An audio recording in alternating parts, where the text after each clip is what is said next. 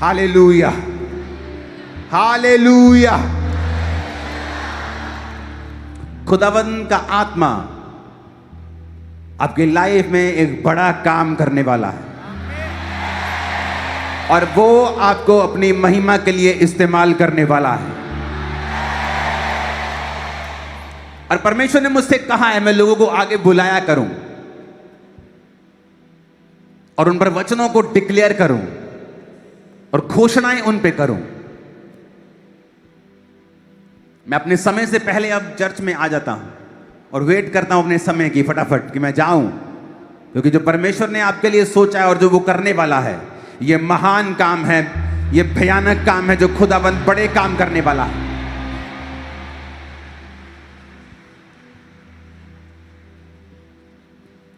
आप में से जितने लोग अपना बिजनेस करते हैं, मैं सबके लिए प्रेयर करूंगा। हर दिन, हर संडे, हर थर्सडे मैं यही हूं। अगर मैं इंडिया में हूं, थर्सडे मैं यही हूं। और मैं हर थर्सडे और संडे आपको बुलाकर आपको स्पेशल अनॉइंट करने वाला हूं और डिलीवरेंस आपकी फैमिली का हिस्सा होगी। आपको दो काम करने हैं। एक तो आप मेन चर्च में मौजूद रहें अगले कुछ हफ्तों तक, और दूसरा जो मैं बोल रहा हूं उसे सीरियसली लें और उसको फॉलो करें, उन वर्ड्स को, क्योंकि वर्ड्स में ही ताकत है, वर्ड्स में पावर है। परमेश्वर अपना वचन भेज के अपने लोगों को क्या करते हैं? चंगा करते हैं। टेस्टिमनीज का खूबसूरती देखो कि जो लोग आजाद हुए हैं उन्हें खुद पे फेथ नहीं हो रहा है। कहते ऐसा पॉसिबल नहीं था कि हम ये छोड़ सकें। हम छोड़ते थे, दिमाग घूमता था, लेकिन उस दिन की प्रार्थना के बाद, और मैं आपको एक बात बताना चाहता हूं, जब मैंने नशों को छोड़ा था वैसी अटैक मुझ पे कभी नहीं हुए फिर दोबारा नशे के, लेकिन शैतान तलब के साथ फिर मेरे पास वापस आता था 2004 में जब मैंने छोड़ा। और परमेश्वर की आत्मा ने मुझे बताया था कि उसका राज्य एक बीज के समान है, एक राई के बीज के समान है। तुम्हारी पहली गवाही छोटी हो सकती है कि मैंने तंबाकू छोड़ दिया, किसी को तो बड़ी है, मैंने बड़ा मेडिकल चिट्टा बेचते तक थे, मैंने छोड़ दिया। अगर तुम उस गवाही को संभाल के रखो, मेरी पहली गवाही नशे की थी। हालांकि मैं नशा छोड़ने चर्च नहीं गया था, मैं बीमारी से चंगा होने के लिए गया था, लेकिन जब मैं चर्च में गया तो मुझे परमेश्वर के वचन ने छुआ, आत्मा ने छुआ। मुझे आज भी याद है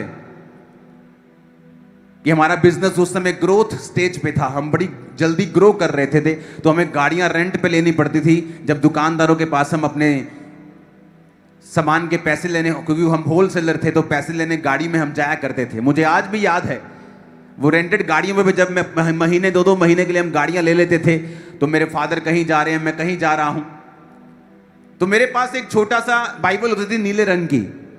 तो उस गाड़ी में जब मैं बाइबल को पढ़ता था, मैं 1 महीने का विश्वासी था, तो परमेश्वर का आत्मा मुझे छूता था, मेरे आंसू बहने लगते थे जब मैं उस वचन को पढ़ने लगता था। और जब मुझे मालूम हुआ कि मुझे नशा नहीं करना और मैंने नशे को छोड़ा, ये मेरी पहली गवाही थी। और सुनो, परमेश्वर ने वेट किया कि मैं अपनी पहली गवाही को, पहले बीज को खराब करता हूं, क्योंकि मैं दोबारा नशा कर सकता था, तलब लगती थी। कई बार निराशा होती थी तो फिर शराब की ओर जाने का दिल करता था, अपने दोस्तों से, पुराने दोस्तों से मिलता था, फिर वही दिन याद आने लगते थे। लेकिन परमेश्वर ने मुझे सिखाया था कि परमेश्वर का राज्य बीज के समान है। अगर तू एक गवाही को पकड़ के रखेगा और उस गवाही को देता रहेगा, मैं तुझे दूसरी गवाही दूंगा। तू दूसरी पकड़ के रखेगा, देगा, मैं तीसरी दूंगा। ऐसा बड़ा हूं मैं।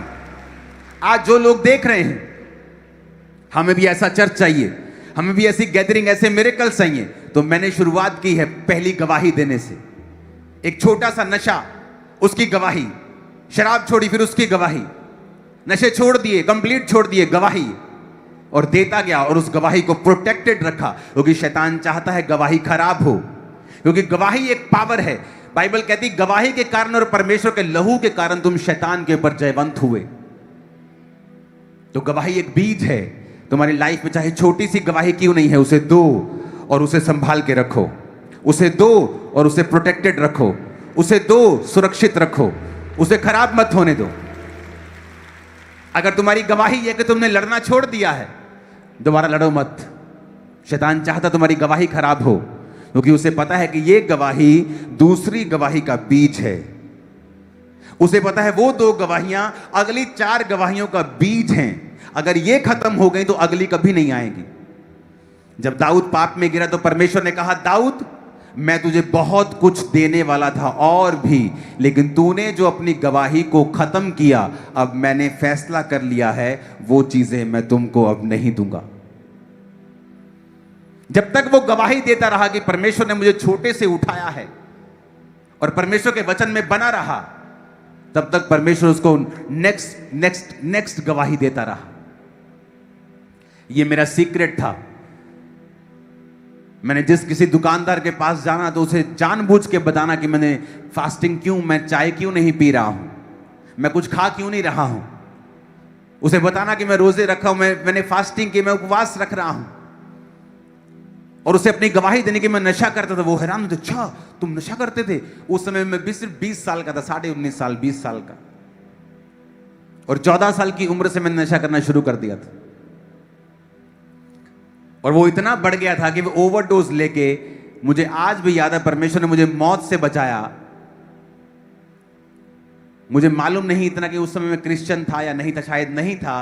मैं ऐसे बाइक पे जा रहा हूं, भांग की ओवरडोज, टिक्की की ओवरडोज खा के, और 2 ऑटो के बीच में मैं अपना बाइक घुसेड़ दिया। से 2 ऑटो चल रहे हैं बीच में, और बीच में जगह नहीं थी, और दोनों ड्राइवर्स को देख के मैं हंस रहा हूं, और मैं उनकी ओर देख के हंस रहा हूं, और वो ऐसे करके मुझे गालियां निकाल रहे हैं।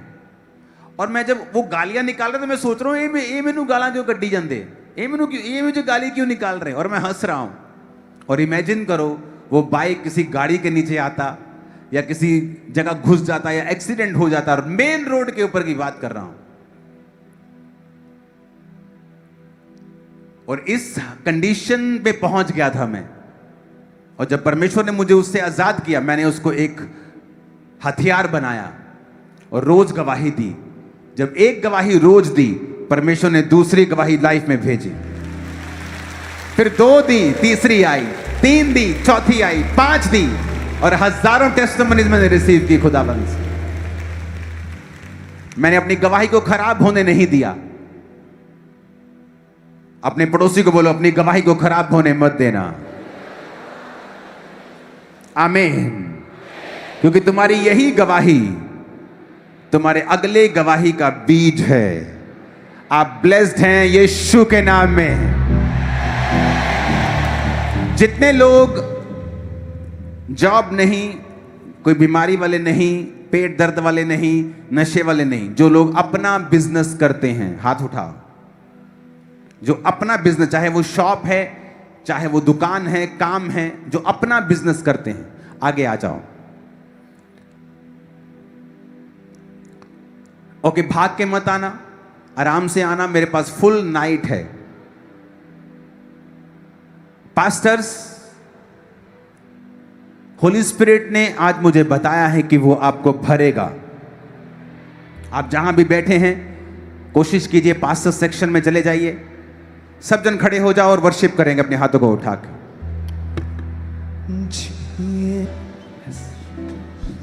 अपने हाथों को उठाओ, सुनो मेरी बात। आज से अगर आप 20 साल पहले का डेटा देखेंगे, मेरी ओर देखो,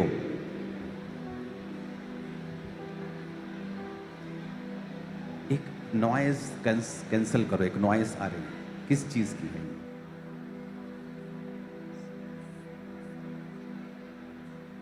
इन्हीं चीजों की है। मेरी ओर देखो सब लोग। ऐसे प्लैनेट्स हैं जो हीरे से बने हैं, मालूम है? दिखाया आपको। सुनो सुनो मेरी बात। अगर आप हीलिंग के लिए आना चाहते हो, मैंने ले हैंड नहीं करना है आप पर, तो वॉइस फॉलो करना बड़ा जरूरी है, और फैला दो लोगों को। संडे की तरह मत करना। ऐसे प्लैनेट्स हैं जो किससे बने हैं? हीरे से, सोने से, निकल से। और परमेश्वर ने बनाए, हां के ना?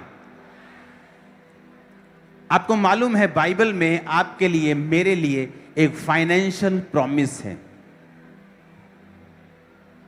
उसने कहा मैं समुद्र का सारा धन तुझे दूंगा। मैंने चर्च में लोगों को आते देखा है, फाइनेंशियली पूरी तरह से ब्रेक होकर। मैं एक स्टोरी आपको सुनाता हूं।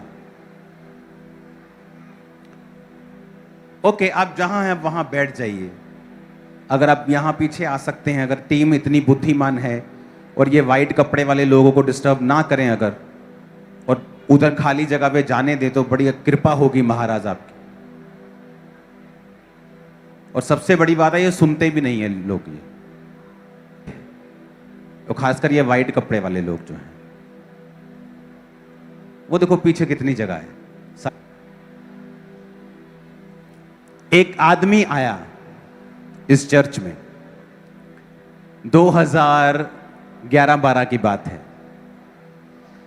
उस पे इतना कर्जा था कि लोग उसे फ्रॉडिया बोलते थे। क्या बोलते थे? ये फ्रॉडिया है। मैं उस आदमी से मिला,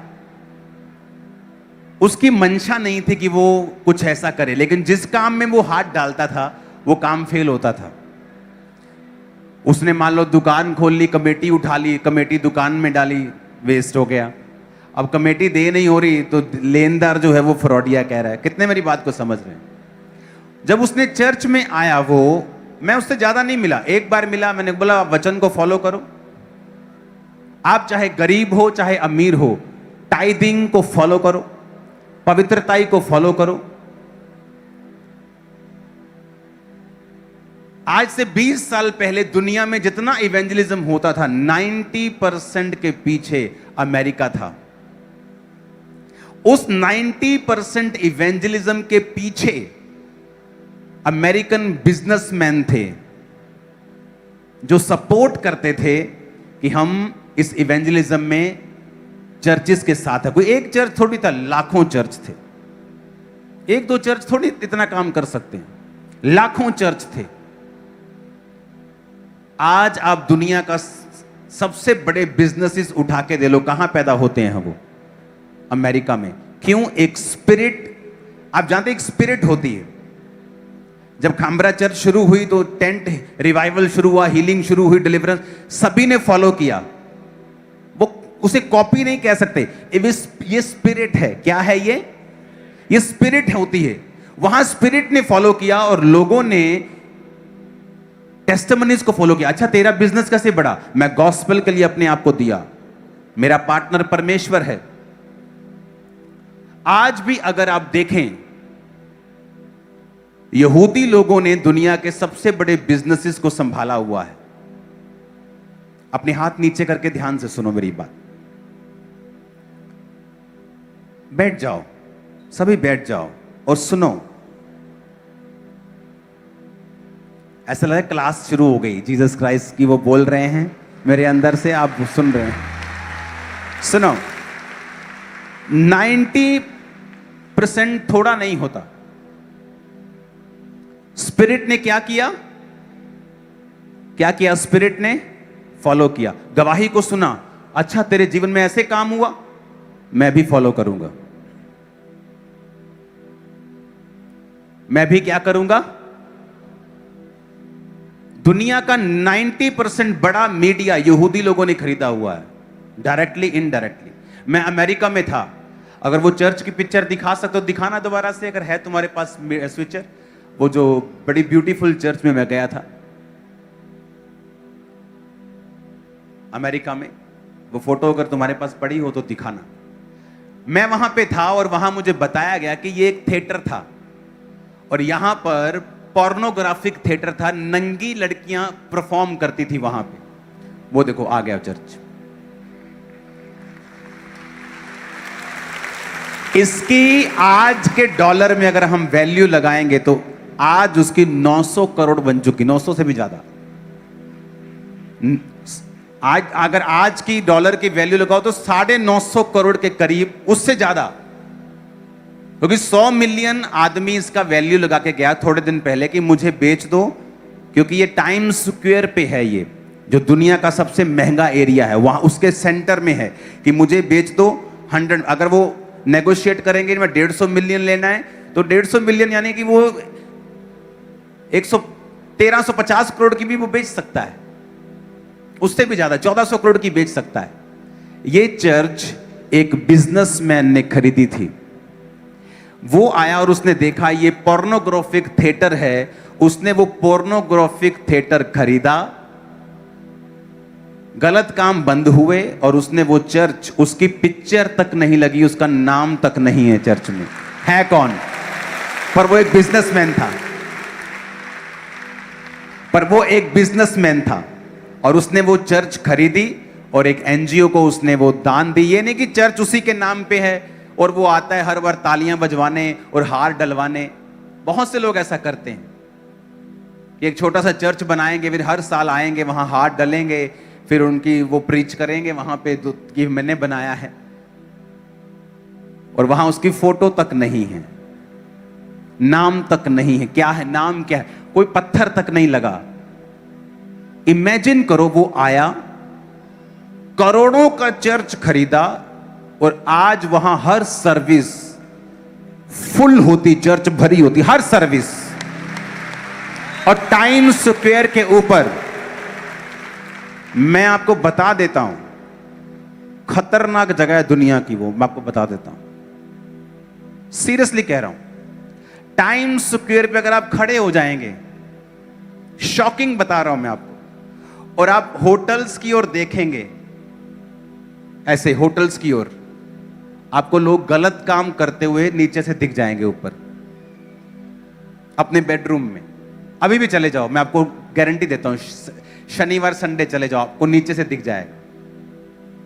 उस जगह पे जहां शैतान का गढ़ था, एक बिजनेसमैन ने सोचा चर्च खरीदेंगे। आज जहां शैतान अपना काम करना चाहता है, वहां परमेश्वर के लोग ज्योति बन के खड़े हैं।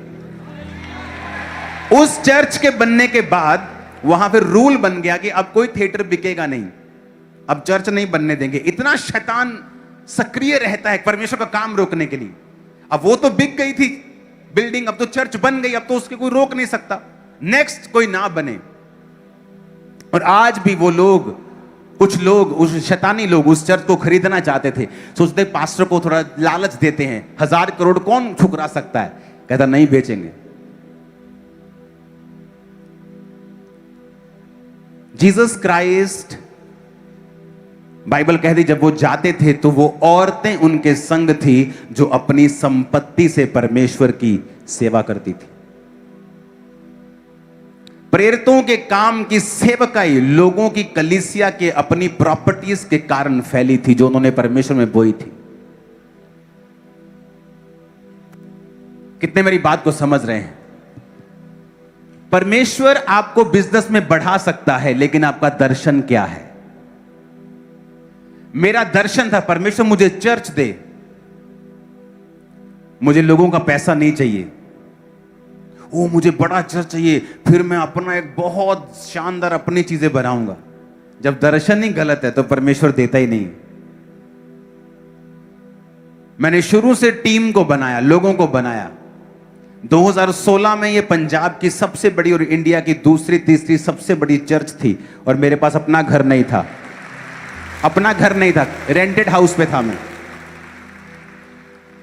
आज मेरे भाई की शॉप उसी रेंटेड हाउस के नीचे है, रेंट के ऊपर। आज भी जो बिजनेस टाइल सैनिटरी का था, मैं छोड़ चुका था 2011 के बाद, मैं नहीं गया। तो मैंने कहा था परमेश्वर मुझे रूहें बचानी हैं, मैं इन चक्रों में नहीं फंसूंगा। परमेश्वर ने मुझ पे भरोसा किया। आपका दर्शन क्या है ये मैटर करता है। क्यों बिजनेस करना है? एक विजन रखो, प्रभु आज से मेरा पार्टनर तू है, तू मेरा पार्टनर है, मेरा बिजनेस पार्टनर आज से प्रभु तू है।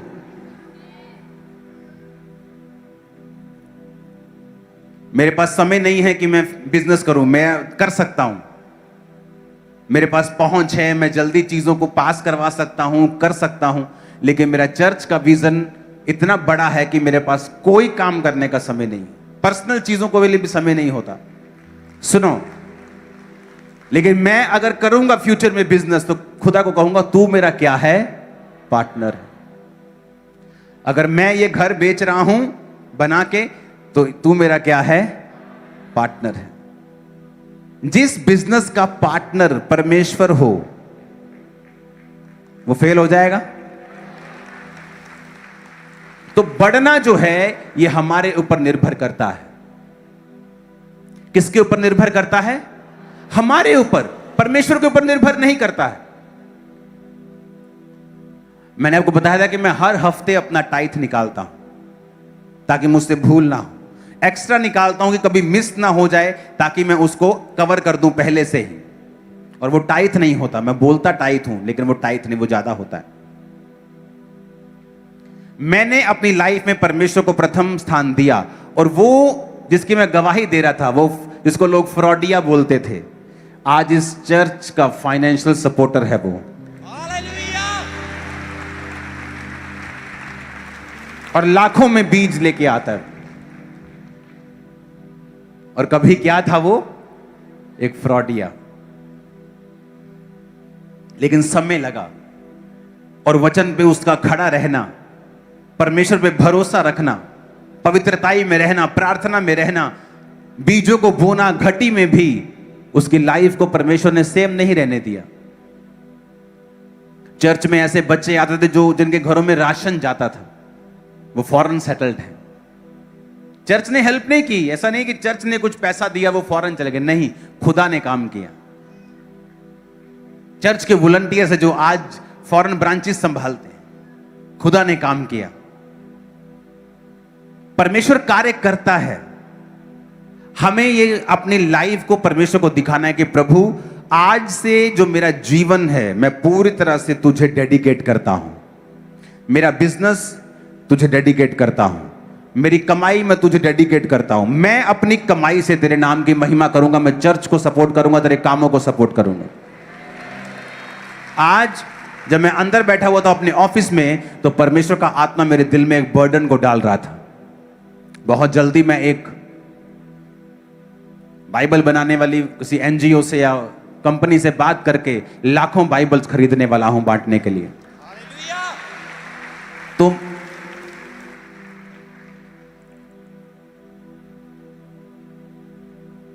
जब आप एक दर्शन समझ जाते हैं कि इस चर्च का दर्शन क्या है, विजन क्या है। अब बीदर में क्रूसेड होगा, उसके बाद और 2 क्रूसेड हैं इंडिया में ही।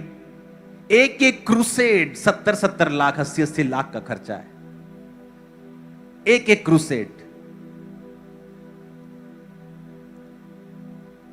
और जब वो पैसा आप जब बोते हैं और क्रूसेड्स पे जाता है और रूहें बचती हैं, आप नहीं जानते हेवन कितना आनंदित होता है आप लोगों के लिए।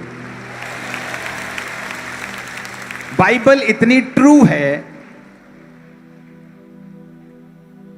कि परमेश्वर के दास दाऊद ने अपनी जिंदगी का सबसे बड़ा बीज, हजारों करोड़ों का सोना बो दिया था और परमेश्वर ने उसके बेटे को सबसे अमीर कर दिया था। सुलेमान ने जो घर परमेश्वर के लिए बनाया उसका अपना परमेश्वर ने उससे बड़ा बनाया था। यानी आप परमेश्वर को हरा नहीं सकते अगर आप बोने वाले व्यक्ति हो तो। अभी आप एक बीज बोकर आशीष लेते ही होंगे, परमेश्वर इतनी बड़ी आशीष देगा। आप दूसरा बीज बोकर अभी कुछ करते ही होंगे, वो इतनी बड़ी ब्लेसिंग देगा कि आपके जीवन ओपन हो जाएंगे कि ये सच है, ओपन, ये जो बाइबल में लिखा है ट्रू है। ये एक बाइबल की स्टोरीज, आपको पता है बाइबल दुनिया का सबसे ज्यादा पढ़े जाने वाला, बिकने वाला, सबसे ज्यादा स्टडी किए जाने वाला धर्म ग्रंथ कह लो, आम लोगों के लिए पुस्तक कह लो, पवित्र पुस्तक कह लो, जो भी कह लो, दुनिया में सबसे ज्यादा स्टडी और बांटा बाइबल को जाता है पूरी दुनिया में।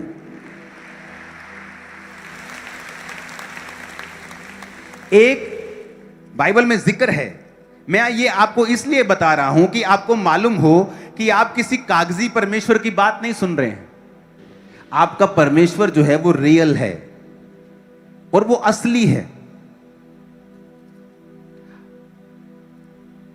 उत्पत्ति 18 उसकी 1 आयत में लिखा है, अब्राहम ममरे के बांज वृक्ष के बीच कड़ी धूप के समय तंबू के द्वार पर बैठा था, तब यहोवा ने उसे दर्शन दिया। उसने आंख उठाकर दृष्टि की तो क्या देखा, 3 पुरुष उसके सामने खड़े हैं। जब उसने उन्हें देखा तो भेंट करने के लिए तंबू के द्वार से दौड़ा और भूमि पर गिरकर दंडवत की और कहने लगा।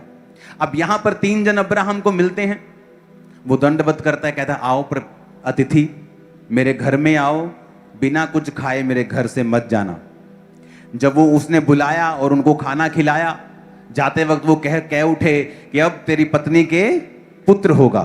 सुनो, अब 16 आयत में लिखा, जब वो पुरुष वहां से चले तो सदोम की ओर दृष्टि की और अब्राहम उन्हें विदा करने के लिए उनके संग चला गया। यहोवा ने कहा, जो मैं करता हूं क्या अब्राहम से छुपा के रखूं? अब्राहम से निश्चय बड़ी जाति और बड़ी सामर्थी जाति उपजेगी और पृथ्वी की सारी जातियां उसके द्वारा आशीष पाएंगी। इसको प्रीचिंग मोड पे करना, क्योंकि मैं जानता हूं कि वे अपने पुत्रों और परिवार को जो पीछे रह जाएंगे आज्ञा देगा कि यहोवा के मार्ग में अटल बने रहो और धर्म और न्याय करते रहो, जो कुछ यहोवा ने अब्राहम के विषय में कहा है उसे पूरा करे। फिर यहोवा ने कहा, सदोम और अमोरा की चिल्लाहट बढ़ गई है, उनका पाप बहुत भारी हो गया है। अब सुनो, सदोम और अमोरा 2 ऐसे नगर जिनके बारे में परमेश्वर को कंप्लेंट आई कि इनका जो पाप है वो बहुत भारी हो गया है। अपने पड़ोसी को बोलो, परमेश्वर को कंप्लेंट आई सदोम और अमोरा की कि उनका पाप बहुत भारी हो गया है।